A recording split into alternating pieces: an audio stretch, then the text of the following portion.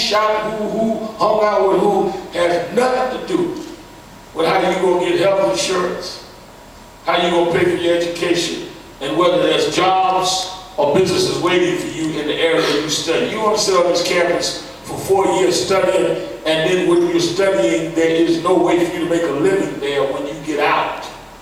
Because the people in charge of the country are too busy giving tax cuts to those that are already rich and not providing for those that need the jobs.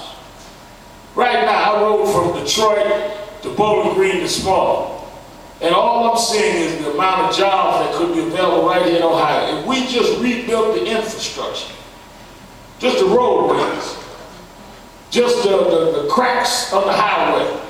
You know, I come from Brooklyn, we got a lot of potholes. But y'all got a lot of potholes out here.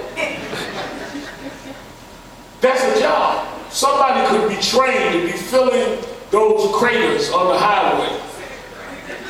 I said craters. Somebody could be fixing the bridges. Somebody could be fixing the tunnel. And it's needed. It's not just creating a handout. It's creating what is necessary. Because if the infrastructure of the country is falling apart, that's where Katrina comes from. Supposing we had a works program to rebuild before Katrina, then we would not have had that flood wipe out a whole city. It was a lack of infrastructure development. If you had infrastructure development all over the country, that would be creating jobs and training programs, engineering programs, all kinds of programs. You would bring unemployment down. You'd be creating opportunity for people like you in this room. Well, then the question is, well, Reverend, where do we get the money?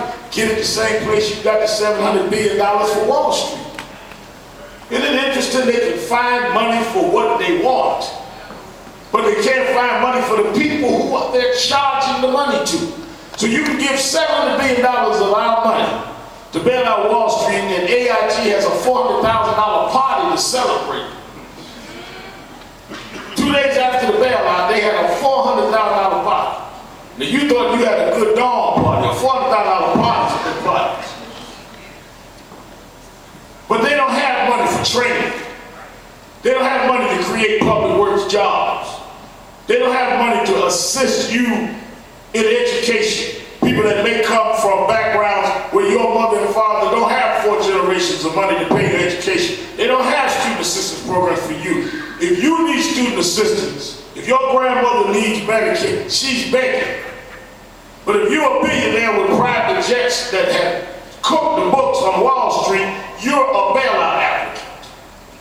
Well, I think students ought to apply for a bailout. And if you get the right people in office, you can get it. But if you don't, you can't blame anyone but yourself.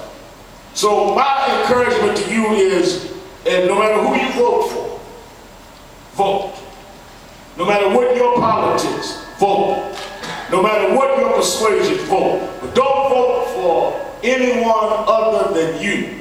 Sit down and intelligent and says, these are the things I expect from government, and I'm going to vote for the people that I think that will make that happen. Because they're betting on me to be involved in everything but my future, and they're telling me I will decide your life for you. At least have enough self-respect to say, no, I'm intelligent enough to make some decisions for myself. And how I'm going to do that is by putting people in office that have demonstrated a background and a commitment to the things I believe in. I would hope that you take the opportunity. I congratulate those in the NAACP here and National Action Network here that are trying to just encourage you to help yourself. Because at the end of the day, whether you vote or not, there's going to be a new president. Whether you vote or not, there's going to be new people in the Congress and in the state legislature.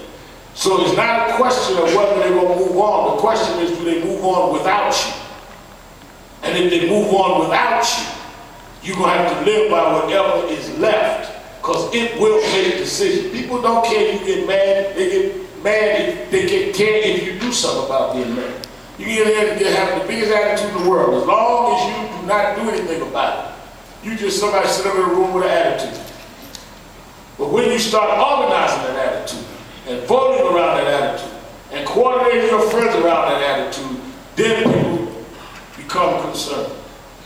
So I would encourage you in the next 2.5 weeks to vote, encourage all your friends. We can get everybody on campus to vote right now. If all of the women in this room say, I'm not going to date a guy unless he has a voter registration card.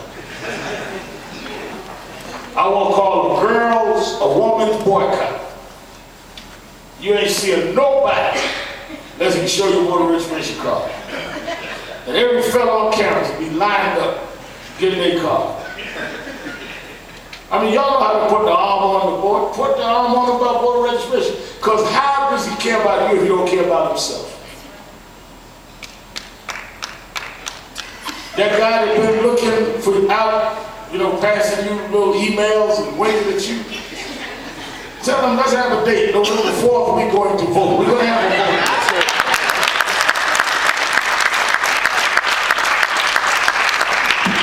And then you see how serious he is. And if he's not serious enough to be a voter, he's certainly not serious enough to be seeing you. Talking about who's your new beau.